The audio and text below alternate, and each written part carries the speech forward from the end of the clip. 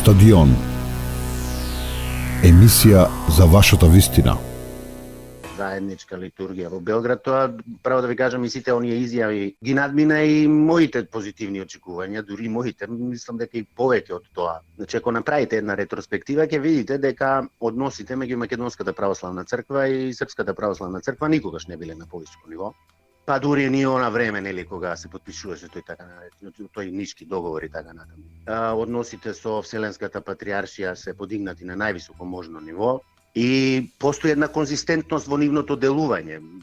Она што Вселенскиот патриарх го прави, на тоа се надоврзува Српскиот патриарх, потоа го имате и Рускиот патриарх и изјавите гледате и на Македонскиот патриарх. Она што можеби не е кажано до сега, а треба да се каже е организацијската поставеност на Српската православна црква во нијанси во однос, да речеме, на Македонската православна црква. Фигурата и личноста на Српскиот патриарх е многу битна, исклучително битна и на малку подруг начин поставена. Да речеме, во Македонската православна црква имате ситуација кога архиепископот ви е прв меѓу еднаквите, а вамо имате една друга ситуација, сите тие се наследници на Свети Сава, тие се во најголем дел прогласени за светители таму до 14-15 век и верниците така ги одижувуваат и претходниот Иринеј, Павле и така.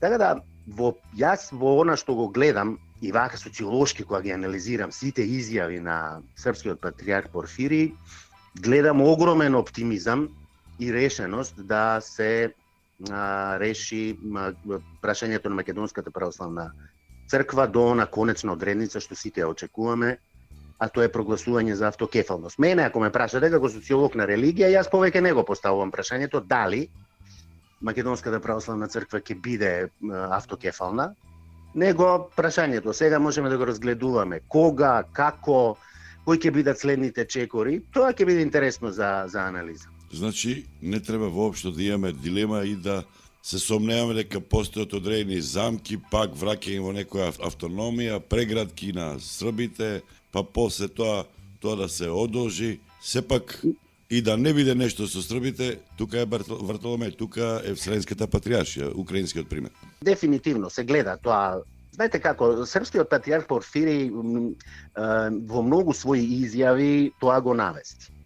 Исто така тој кога после својата инаугурација, нели, се сретна со прв човек со кој што се сретна беше амбасадорот на Соединетите Американски држави. Тоа говори само по себе. Јас не сакам сега да кажам дека американската администрација е клучна, меѓутоа има свое влијание и така натаму. Исто така политичката српска елита има влијание врз неговите одлуки, меѓутоа и самостојно он кога настапува прилично елоквентно, резистентно во своите постапки и не гледам никакви причини за загриженост. Сега ќе биде интересно за социолошка анализа се што ќе се случи со православната Охридска архиепископија на Вранишковски. Тоа ќе биде многу интересно. Секако тоа моја прашање мора да се реши, веројатно тоа ќе биде првиот чекор за решавање, нели, во чекорите пред архиепископот Македонски да побара официјално од Српскиот патриарх и од Српската православна црква автокефалност. Ќе видиме тоа дали се претопат во Македонската православна црква. Можеби ќе се случи еден многу интересен социолошки феномен, можеби ќе дојде до едно тотално помирување што ќе биде многу интересно, можеби ќе се укине екскомуникацијата на Вранишковски. Тоа е интересно за анализа. И тоа во секој случај две православни цркви во Македонија нема да има. Ќе видиме, тој веројатно ќе дојде до некакво тотално помирување, па и гледате, кога го слушате дури и Вранишковски, гледате и кај него една радост, оптимизам. Знаете како, кога имате радост на ниво на екуменска љубов, не може тоа да биде нешто лажно или нешто измислено. Не верувам, сега вие ако барате што викате влакново јајце, па сега ќе ви речете се радува Вранишковски што конечно Македонската православна црква е земена во преградките на Српската православна црква и така натаму, ама не е така. Дефинитивно јас гледам искреност кај него и мислам дека он ќе влезе внатре во Македонската православна црква со неговите своји луѓе и ќе видиме како ќе се решава. Сега следниот чекор, заедничкото канонско служење, тоа ќе биде врв на се, кога ќе биде тоа заедничко канонско служење со Вселенскиот патриарх, нели Македонскиот архиепископ на Духови се очекува тоа да биде.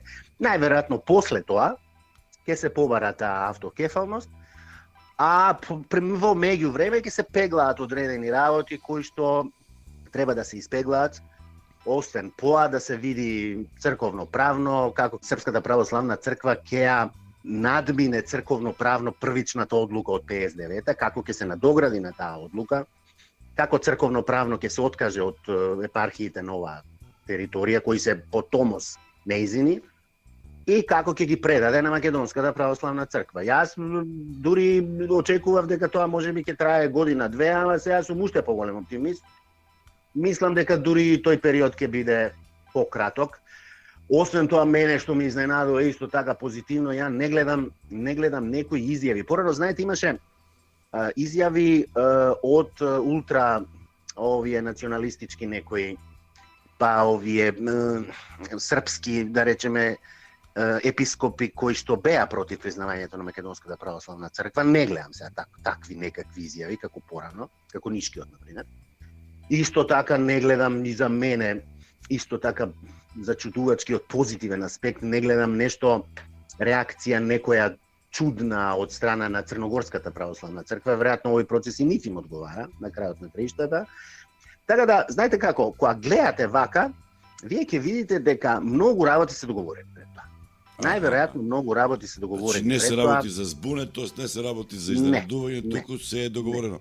А бугарската страна ја коментирате или не, или они чекаат? Бугарската православна црква е молчи цело време.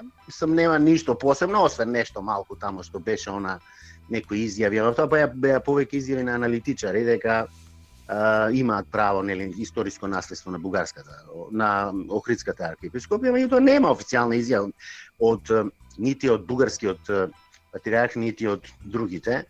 Така да, ова е созревана работа. Ова е работа која што долго време се организирала, се договарала, особено нели после потпишување, после решавање на македонско-грчкото прашање. И тоа се договарало, се пеглало, се разговарало на сите нивоа, и на црковни нивоа, и на политички нивоа.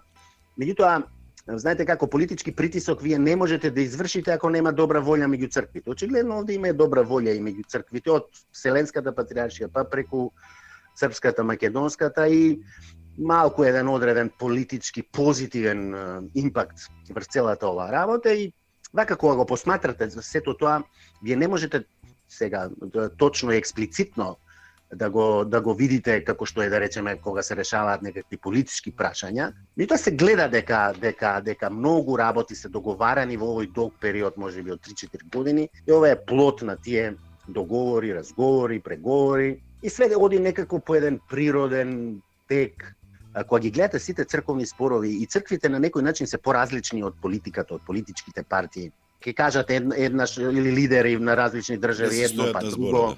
Да, нема конзистентност. Сега, например, вие гледате од авион, што се вика, силно американско влијание во конечно решавање на македонско-бугарско прашање. Тоа ви се гледа експлицитно. Вие тоа не можете да го видите кај црковните спорови, така експлицитно, но латентно, внатре, очигледно е се договорено. И они, кога ги даваат изјавите, се прилично умерени, одмерени, не истрчуваат со своите изјави. Нема грам сомнеш дека ќе биде прогласена автокефалност.